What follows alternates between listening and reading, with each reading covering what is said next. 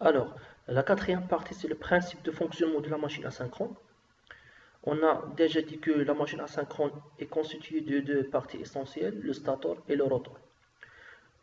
Alors, le rôle du stator, c'est quoi? C'est de créer au niveau de l'entrefer un champ magnétique tournant. Donc, la figure suivante, elle représente une machine asynchrone de façon très simple. Donc, le stator équivalent à un aimant permanent, la partie extérieure, et le rotor, soit rotor bobiné ou rotor à cage d'écœurant. Alors, le stator crée au niveau de l'entrefer. Donc, l'entrefer, c'est quoi? Tout simplement, c'est le vide entre le stator et le rotor, donc ce qu'on appelle l'entrefer. Donc, le stator crée au niveau de l'entrefer un champ magnétique, comment il est? Tournant. Tourne à une vitesse oméga s égale à plus oméga sur pi. Avec oméga s, c'est la vitesse de synchronisme. Ou fréquence ns égale à f sur pi. La notion du champ magnétique tournant, donc l'animation suivante, elle représente la notion du champ tournant. Alors le stator est constitué de 3 enroulements, d'accord, alimentés par un réseau triphasé. Donc la tension V1 alimente la première bobine, la tension V2 alimente la deuxième bobine et V3 pour alimenter la troisième bobine. Donc on va raisonner seulement sur la bobine numéro 1. Qu'est-ce qu'on va trouver? Votre attention. Voilà. Donc premièrement, le champ magnétique est représenté par un vecteur. Comme vous voyez ici que le champ magnétique, premièrement, change le sens de circulation. Et aussi, l'intensité de ce champ change. Donc, premièrement, le sens. Le sens du champ magnétique est changé suivant quoi? Suivant l'alternance positive de l'alimentation. Lorsqu'on passe à l'alternance négative, on trouve le deuxième sens. Concernant l'intensité, voilà, on reste ici.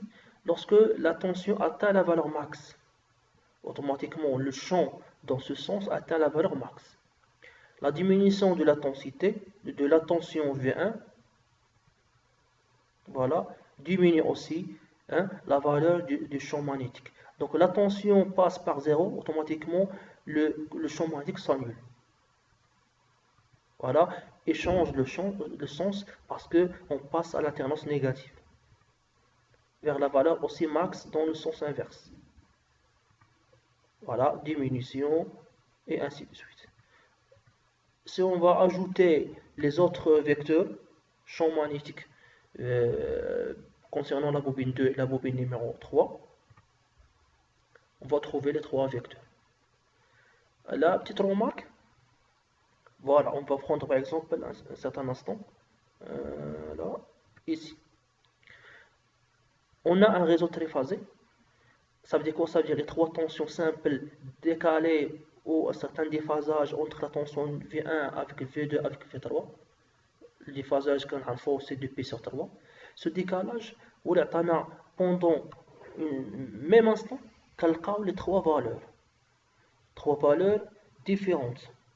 Par exemple, vers l'instant la tension V1 est supérieure à la tension V3 et supérieure à la tension V2.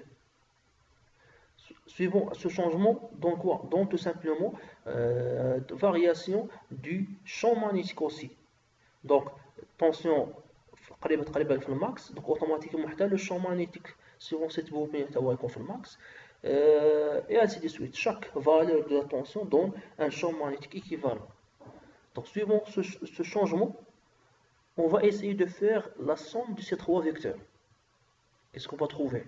Donc voilà le champ magnétique résultant, c'est le vecteur en noir, c'est la somme des trois vecteurs pendant chaque instant, donne automatiquement un champ, d'accord, un champ tournant.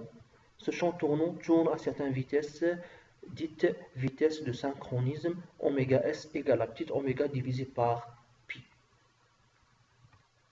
Alors, on a vu que le stator crée un champ magnétique tournant avec une certaine vitesse, dite vitesse de synchronisme.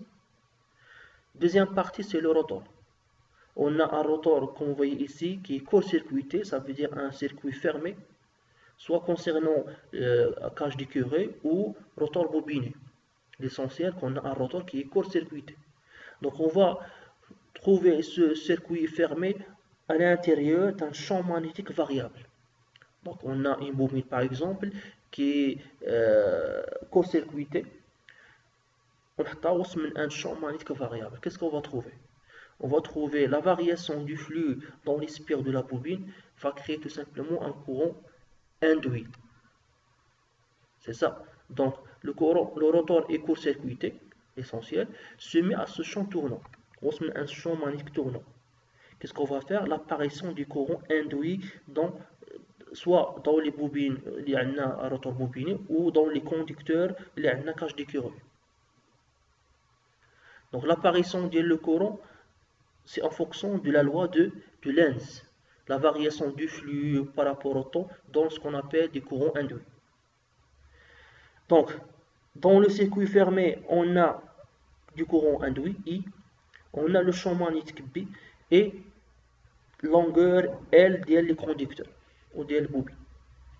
Suivant ces trois paramètres, on va trouver ce qu'on appelle une force, dite force de Laplace, avec F égale l'intensité de F égale champ magnétique fois I fois L. D'accord? Donc suivant ces trois paramètres, dans ce qu'on appelle une force, dite force de Laplace, qui va entraîner la rotation du rotor. Alors, si vous voyez bien, donc on a premier conducteur et le deuxième. Alors, premier conducteur passe par le courant électrique avec un champ magnétique B avec une longueur L. Automatiquement, on va trouver la première force, F. Vous pouvez aussi trouver le sens de cette force en fonction de la règle des trois doigts de la main droite. Donc c'est une mention qu'on a déjà vue sur les moteurs à courant continu. Pour trouver le deuxième sens F, automatiquement, on a le sens inverse parce que le courant change le sens de circulation vers le bas. Automatiquement, on va trouver deuxième sens de force F. Voilà, suivant ces deux forces, on va trouver l'entraînement du rotor. On va utiliser plusieurs conducteurs de telle façon pour trouver une rotation continue du rotor. Donc ce rotor tourne à une certaine vitesse, ce qu'on appelle vitesse oméga, donc, ou fréquence n. La remarque suivante, c'est une remarque très importante. Donc on cherche la vitesse du rotor est toujours inférieure à la vitesse de synchronisme oméga s. Ça veut dire quoi? Ça veut dire qu'il y a un décalage en différence entre la vitesse du rotor, d'accord, et la vitesse du champ magnétique statorique ou le champ tournant. Alors, on a vu qu'il y a une vitesse du champ statorique, ce qu'on appelle vitesse de synchronisme, oméga s égale à petite oméga la pulsation divisée par pi, nombre de paires de pôles. Suivant cette relation, on va trouver la deuxième relation, ns égale à f sur pi. Avec, donc oméga s, c'est en radian par seconde, égale la pulsation, c'est en radian par seconde aussi divisé par pi, nombre de paires de pôles. Alors, on a oméga s au radian par seconde égale, en fonction de n fréquence de rotation, égale à 2pi fois n, s. On sait déjà que la pulsation égale 2pi fois f ou 2pi sur t, divisé par pi. On va simplifier 2pi avec 2pi, on va trouver que ns, la vitesse de synchronisme ou fréquence de synchronisme, égale f sur pi. Avec ns, c'est en tours par seconde. Il faut faire attention les unités. Donc, oméga s, c'est en radian par seconde, mais ns, c'est en tours par seconde. Avec f, c'est en hertz. Donc F et oméga. F, fréquence du courant statorique, et oméga, c'est la pulsation du courant statorique. Pi, nombre de paires de pôles. Oméga S, c'est une vitesse angulaire du champ statorique, ou la vitesse de synchronisme, radian par seconde. Et oméga, c'est la vitesse angulaire du rotor en radian par seconde. Pour F égale à 50 Hz et pi égale à 1, donc ns égale à F divisé par pi. F c'est 50 divisé par 1, donc c'est 50. D'après la définition, on a vu que ns c'est en tours par seconde lorsque f en hertz, donc c'est en tours par seconde. Pour trouver tours par minute, il suffit tout simplement de diviser seconde sur 60. Ça veut dire quoi? Ça veut dire qu'on va multiplier 50 fois 60, d'accord? Donc c'est 3000 tours par minute. D'après la remarque, on a dit que la vitesse, d'accord, oméga du rotor est inférieure à oméga s, donc il y a une différence entre oméga s et oméga. C'est pour cela qu'on va trouver ce qu'on appelle le glissement de la machine. Ça veut dire le rotor et le champ statorique changent avec deux vitesses différentes. C'est pour cela le glissement G égale, c'est oméga s moins oméga divisé par oméga s. On sait déjà que oméga s c'est 2pi fois ns, donc c'est ns moins n divisé par ns. L'unité du G, c'est souvent en pourcentage. Fréquence du courant rotorique.